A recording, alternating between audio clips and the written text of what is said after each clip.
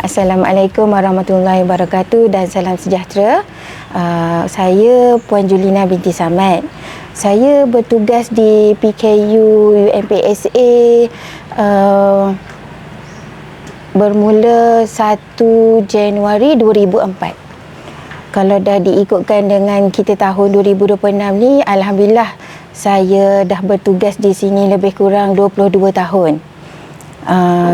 Masa saya masuk bertugas kat sini, saya ditugaskan di unit kesihatan pelajar masa tu, sebab masa tu memang unit ni masih baru ditubuhkan dan saya adalah orang yang pertama mula bertugas di PKU ni lah.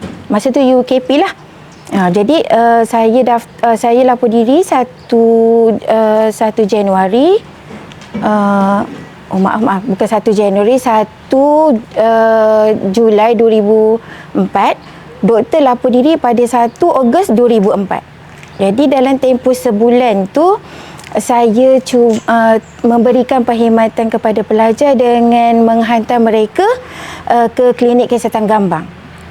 Kerana KK itu adalah KK yang terdekat dengan UMP masa tu. Oh, pada masa tu kita tak ada klinik kita sendiri lagi lah? Ya, betul. Memang kita tak ada klinik kita lagi masa tu. Masa tu kita bawa JEPA. So, JEPA hanya sediakan satu ruang kosong untuk kita set up. Jadi, saya jururawat. Jadi, saya ni masa nak... bila tengok bangunan macam tu, ruang kosong, kita macam blank. Betul tak? Sebab kita daripada hospital pindah ke IPTA kan, yang memang orang kata sangat berlainan situasi kerja tu. So saya fikir macam mana saya nak set up benda ni. So masa tu saya pun ada pengalaman sebelum ke UMP ni. Saya ada pengalaman di HUKM selama 6 tahun. Dalam tempoh tu juga saya ada buat kerja lokem di klinik swasta luar. Jadi pengalaman tersebutlah saya ambil untuk saya set up di PKU tu, di UKP lah masa tu. Jadi bila doktor dah ada, so kita sama-sama bekerjasama dengan doktor dan juga JEPA lah masa tu untuk kita set upkan ruang kecil tu yang kita boleh bagi servis yang awal. Maknanya masa awal masuk tu Puan seorang je lah kan? Ya, betul. Saya seorang je staff masa tu. Memang ya. Doktor tak ada lagi? Siapa-siapa pun tak ada lagi? Tak ada lagi. Jadi masa tu saya rasa macam takut. Yelah kan, sebab kita pergi hospital, kita bertugas di hospital yang memang dah lengkap semua.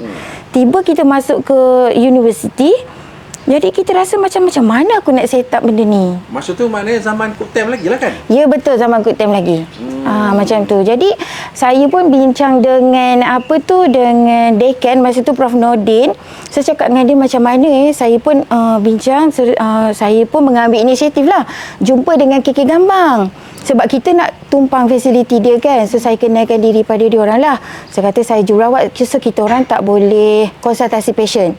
Kita boleh merawat je atas arahan doktor dan juga MA. Jadinya masa tu nasib baiklah, orang kata bila kita ada klinik sendiri di PKU tu, UKP masa tu, so maksudnya beban kerja di KK berkurangan. Macam tu. Jadi kita boleh bantu bila pasien datang jumpa kita akses dululah. Lepas tu barulah kita minta kerjasama dengan Kolej Kediaman masa tu untuk hantar pasien ke KK Gambang. Macam tu. Kalau Puan ingat doktor pertama kita siapa? Dr. Radibah. Dr. Radibah binti Abdullah. Doktor tu sempat berkhidmat dengan kita sehingga tahun 2007. Selepas tu doktor tu ada masalah kesihatan, so dia resign, dia macam tu. So kalau nak tahu, memang selepas tu kita 2 tahun tak ada doktor. Sangat mencabarlah kita masa tu. MA pun tak ada? MA pun tak ada. Jadinya saya dan pihak pengurusan universiti macam mana nak yelah kita jururawat tak boleh nak konsult. Jadi banyaknya kita refer ke klinik kesihatan luar dan juga hospital lah. Bila kita mula kita ada pusat kita sendiri dan kita beroperasi lengkap? Seingat saya tahun 2008 kita mula dapat bangunan baru di Gambang. Ya. Betul. Di Gambang, masa itulah saya tak semua sebelum sebelum tu dia bagi ruang kecil di belakang JEPA. Lepas tu dia bagi ruang yang besar sedikit di belakang JEPA juga. Yang itu pun dah lengkap dah. Cumanya bila kita makin berkembang, staff makin ramai, tempat tu dah tak sesuai. So tahun 2008 itulah kita pindah ke bangunan yang sekarang berada di sebelah Blok W. Macam tu.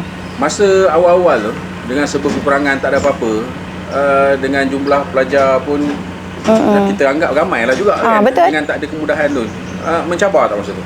Sangat ada tak kes-kes yang agak kritikal yang mencabar dengan keadaan Puan Ju seorang kuasa menanganinya? Saya seorang pada 2004 saya seorang. 2005 doktor masuk dan seorang lagi 2005 juga kita ada staff lagi seorang. So memang kita cater betul-betul yang mana kita boleh handle, sebab bila kita kekurangan staff kita tak boleh nak bagi full treatment, so kita akan rujuk pada hospital lah. Macam tu. So masa tu slow-slow dah ada driver macam tu. Saya nampak bila kita berdua memang tak cukup staff nurse. Lepas tu doktor ada seorang. So masa tu bila dah ada staff nurse dengan doktor, kita perlukan seorang farmasi, betul? Okey, kita ambil pembantu penolong pegawai farmasi, Puan Junaida masa tu. So dia orang yang pertamalah dari unit farmasi. Bila kita dah ada boleh berfungsi kiranya, sebab kita dah ada doktor, perawat dah ada dan juga farmasi. So slow-slow kita masa tu pun driver kita dah ambil, sebab kita bermula tahun 2005 tak silap saya, kita ambulans yang pertama kita ada. Gitu. Jadi bila dah ada bila kita beli ambulans kenalah ada driver, betul. So masa itulah kita ambil driver. Macam tu. Dalam pada yang masa yang sama kita nak beli ambulans, dalam masa yang sama juga kita ambil driver. Macam tu. Bila kita dah dapat berfungsi macam tu, slow-slow kita mula beli barang-barang peralatan yang lebih ni lah. Maksudnya bila kita dah ada contohnya mesin darah, proses darah tu, ujian darah. So kita kena ada kita punya juru teknologi makmal perubatan. So kita dah ambil seorang macam tu. Bila dah ada macam tu, kita perlu ambil MA juga, sebab bila doktor seorang kita tak boleh nak handle boleh ramai. So kita panggil pula MA, penolong pegawai perubatan. Macam tu.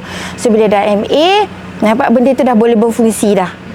Masa tu kita dah boleh maksudnya sekiranya ada standby di luar, program di luar, kita dah boleh handle benda tu, dah boleh cater lah semua aktiviti yang UMP anjurkan. Macam tu.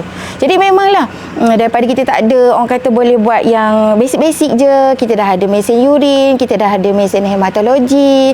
Beda macam tu, universiti dah nampak kita makin lama makin berkembang. So saya rasa mungkin detik itulah UMP sediakan bangunan khas untuk kami lah. Macam tu. Bila kita dapat tahu UMP kampus Pekan mula beroperasi, so PKU decide untuk buka perkhidmatan di di UMP Pekan. Kita mula beroperasi pada 1 Januari 2010. Masa tu hanya 5 orang staff je yang kita tempatkan kat sini. 2 jururawat, 1 doktor, 1 PPK dan 1 driver. Masa tu bangunan masa tu kan tak ada bangunan banyak. Jadi masa tu kita ditempatkan di fakulti FKM. Bangunan kecil, kalau siapa tahu dia berhadapan dengan kafe. Masa tu. So dengan ruang yang terhad macam tu, kami cuba memberikan servis yang terbaik pada semua warga UMP. Walaupun macam tu, tapi alhamdulillah kita boleh cater semua pesakit-sakit kita. Macam tu. Wajib pindah ke Pekan bila? Saya mula berkhidmat di Pekan pada 1 November 2014. 2014. Masa tu memang PKU ni tak lagi. Lepas tu dengan suasana yang orang kata memang sangat ruang kerja terhad. Bila kita dah 5 orang, doktor seorang, patient datang ramai kan, tapi kita cubalah juga macam kalau dah 5 orang kita minta tunggu dulu kat luar sebab ruang sangat terhad. Walaupun macam tu kita tetap ada sick bay. Walaupun satu katil masa tu. Jadi macam itulah. Jadinya bila pindah kat sini, bila kita kita tumpang bangunan FKM. Jadi saya rasa UMP dah nampak dah. Bila pengurusan tengok sendiri PKU tu macam tu, saya rasa dia mula membina bangunan sekarang ni lah. Jadi kita pindah dekat sini pada tahun 2016. Seingat saya 2016. Ya betul. 2016 dapat bangunan yang macam ni. Dah dia beroperasi macam mana sekarang ni lah, kan? Ya, betul. Rentetan daripada tu kita mula bertambah van, ambulans untuk keperluan 2 kampus lah. Macam tu. Okey, sekarang ni saya jururawat U7. Jadi saya menjalankan kerja-kerja pentadbiran klinikal. Maksudnya yang berkaitan dengan operasi klinik, apa peralatan perubatan yang perlu kita upgrade, kita beli. Apa lagi yang makmal perlukan, kita minta bajet dengan pengurusan universiti kenapa kita nak buat macam tu. Jadi semuanya sekarang berkembang dengan majulah. Universiti nampak bahawa PKU ni sangat penting untuk student dan juga staff. Macam tu. Dan juga sekarang ni PKU menjalankan 3 kali setahun untuk pemeriksaan kesihatan pelajar yang mendaftar di UMP. Maksudnya semua student nak masuk UMP kena buat pemeriksaan kesihatan melalui PKU. Macam tu. Sepanjang pengalaman lah kan, melayani kerenah staf dan juga siswa ni, ada tak kes-kes kecemasan ni yang mana ianya terpaksa hadap lah dalam keadaan, terutamanya masa awal tu dalam keadaan serba kekurangan? Ya, betul. Memang ada masa tu. Kemalangan jalan raya lah selalunya. Bila kita depan dengan lebuh raya macam tu, memanglah ada kemalangan yang ni. Memang masa tu, kita ada student meninggal, kalau tak silap saya, yang aksiden depan UMP. Kalau ikutkan, dia sebenarnya di luar kawasan UMP. Kita sebenarnya, kita punya skop tugas hanyalah dalam kawasan pagar sahaja. Tapi disebabkan masa tu, student kita, so memang kita kena dapat arahan daripada universiti untuk kita bantu mereka. So memang macam masa tu dengan polisi lagi, dia agak, yelah, bila polisi dengan orang kata empathy semua tu mengambil kira, tak nak kita kena attend juga macam tu. Begitulah sebenarnya. Dan juga ada juga masa dulu student histeria ke apa, kita kena minta bantuan dengan pusat Islam ke masa tu kan. Sebab bila histeria, kadang dia tidak berkaitan dengan PKU, maksudnya kesihatan, tapi dia ada kesihatan yang kita tidak tahu, benda-benda asing yang tempat-tempat macam ni. So kita terpaksa minta bantuan macam tu. Sekiranya dah tak boleh handle sangat, kita terpaksa refer ke hospital. Macam itulah. Mencabar jugalah ya. Memang mencabar. Sebabnya kita bila kerja macam kat hospital, semua medical senang kita nak urus, betul. Bila kita di IPT, kita pelbagai fakulti dengan orang yang lagi kita lebih kat sini kejuruteraan kan, macam tu. Tapi kita cuba sebaik mungkin untuk handle semua kes-kes yang datang kat kita. Dari segi melayani kerenah macam mana? Betul. Kerana staff lokal, foreigner, dengan student pun lokal, foreigner pun ada. Betul. Memang sangat perkara-perkara yang boleh menyebabkan mendidih jugalah. Ya, betul. Betul, sangat menguji sebenarnya. Sekarang foreigner kita kena explain betul. Dia kadang-kadang minta yang macam boleh tak hantar dia pergi hospital private. Padahal kan kita sebenarnya di government hospital saja, tapi kita explainkan betul-betul pada dia kenapa tak boleh macam ni. Jadi kalau macam staff pun sama. Ada juga prosedur yang kita tak buat kat sini, tapi kita explain betul-betul. Bila kita cakap, terangkan semua prosedur-prosedur kerja dan SOP-SOP sepatutnya, alhamdulillah mereka faham. Jadi, tapi kita memang kena sangat bersabarlah sebenarnya, terutamanya di kaunter pendaftaran. Macam tu. Tapi alhamdulillah setakat ni semua kita boleh handle dengan baik. Kalau ada kes-kes di luar pada waktu office hour? Okey, untuk makluman, kita memang ada on call. On call kita setiap hari ada seorang doktor ataupun MA bersama dengan driver, pemandu ambulans. Jadi sekiranya ada berlaku kes-kes di luar waktu pejabat, selalunya student akan maklum pada fellow. Fellow yang akan hubungi pegawai perubatan yang bertugas, dan doktor akan datang ke sini. Fellow akan datang juga ke PKU bersama dengan pelajar yang sakit tu lah. Sekiranya doktor boleh handle kat sini, kita settlekan di PKU. Sekiranya tak, kita akan rujuk ke hospital yang berdekatan. Kes bagaimana yang kita terpaksa hantar tu? Selalunya kes yang berkaitan dengan aksiden, kalau patah, kita sekiranya kita dapat sekiranya dalam kawasan UMP, kita akan beri rawatan dulu. Sekiranya di luar UMP memang kita tak akan cover sebenarnya. Jadi kita akan minta bantuan daripada HTA lah ataupun hospital berdekatan. Untuk kita akan macam kes yang melibatkan jantung, kan kadang-kadang orang sakit dada, kita dah buat ECG kat sini. Sekiranya ada changes di bacaan ECG tu, kita akan refer lah patient tu keluar. Begitu jugalah dengan aksiden. Perkhidmatan ambulans ni hanya untuk dalam kampus. Kalaupun staff kita pun, student kita terlibat kemalangan di luar pun, kita tak ambil ya? Ya, memang betul. Sebab polisi kita hanya dalam kawasan UMP saja. Bila dia bahagian luar, memang sebenarnya hospital pekan yang akan cover.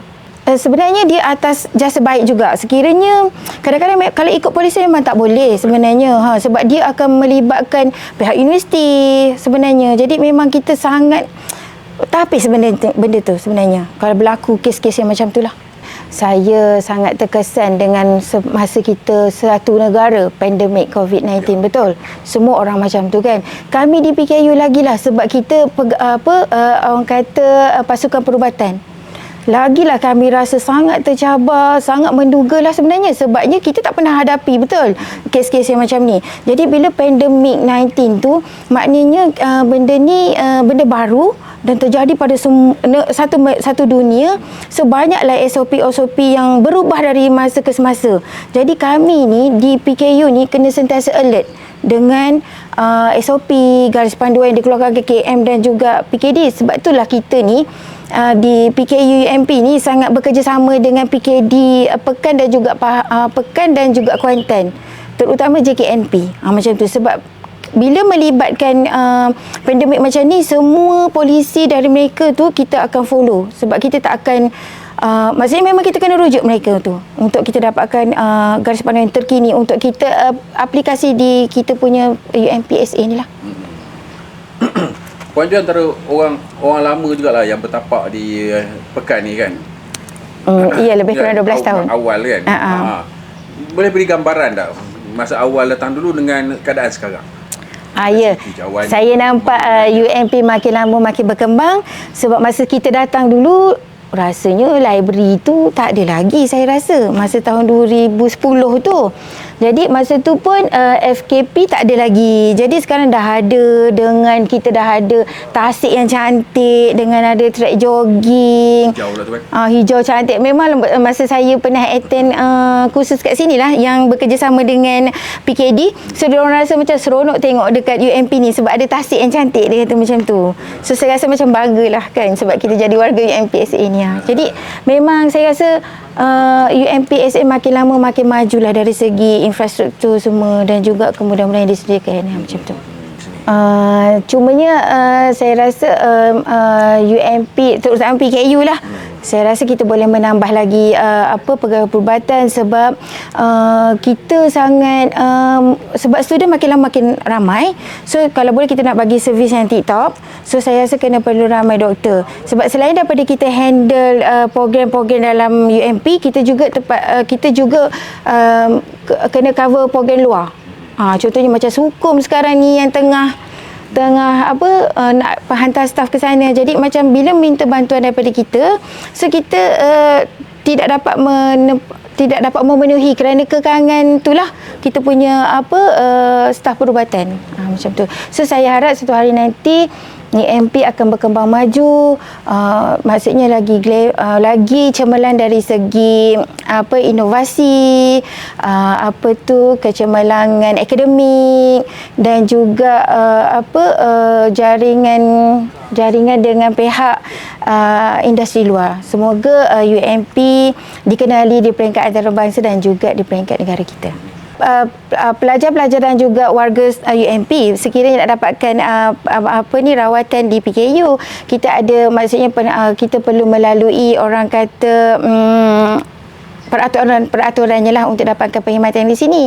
So memanglah student kena buat pendaftaran dulu, and then bila kita ada daftar tu barulah kita jumpa dengan doktor, konsultasi. Dan alhamdulillah kat sini konsultasi tak lama, macam kita menunggu kat sini alhamdulillah tak sampai 30 minit, InsyaAllah. Sebab kita akan seboleh-bolehnya kita nak entertain patient dan juga pesakit tu dengan segera supaya dia dapat rawatan yang segera. Yelah, bila kita sakit kita nak tunggu lama. So kita faham je situasi pesakit untuk dapatkan rawatan di PKU ni. Jadi saya rasa setakat ni PKU telah memberikan servis yang terbaik untuk semua warga UMP.